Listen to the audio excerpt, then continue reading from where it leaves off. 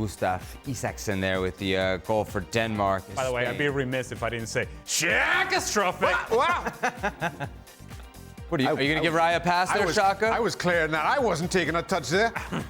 Well, he didn't really even take a touch. Opened his body up like he was going to do something with it. He waited for it. I wasn't doing that either. You didn't have that in your... I was booting out into the stand.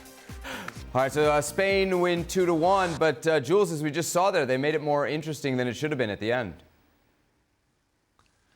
Yeah, which is strange because they controlled the game pretty well. I was a bit disappointed by Denmark, especially in Copenhagen, being at home against the Spanish B team. Let's be honest, no Lamine, no Morata, no Nico, no Rodri, no Gavi, no Pedri, no Lenormand, no Carvajal. I mean, come on, it was just like a...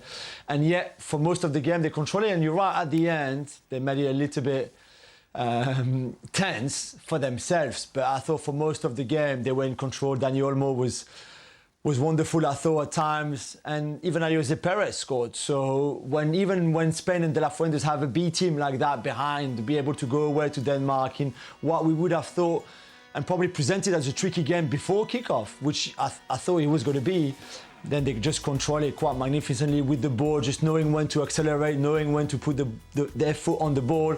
I thought it was pretty good up to the last 15 minutes or so, 20 minutes.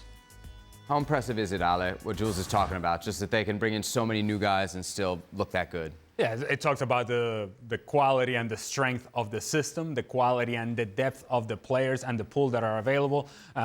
Jules just mentioned Dani Olmo, and I was asking myself this question as I'm watching the game. It's hard to think of a player that has elevated his profile at the highest level and playing at the highest level much more so than Dani Olmo has over the last 6-7 months.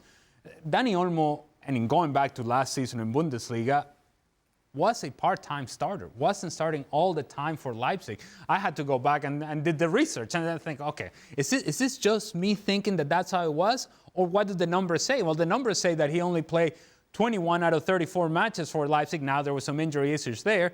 And coming off the bench in some of those matches as well. A guy that only scored 4 goals in 34 matches for Leipzig. And so it kind of tells you that he wasn't exactly the most consistent, productive player that now we are seeing, not only with Spain, we saw it in the Euros as well. Pedri gets injured, Dani Olmo gets an opportunity, and he becomes a difference maker for Spain. And then that he takes that same level of play and actually improves it in what he has done early on with Barcelona and now continues in the international level. And I must say, based on today's evidence, the guy is so comfortable in between lines, in between defenders, turning away from pressure, finding passes, finding combination, the combination for that Jose Perez goal.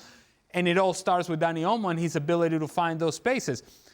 I always thought he was a good player, but he is quickly becoming a great player. And it's happening with Barcelona and it's happening with Spain, 2 of the most recognizable brands in the world.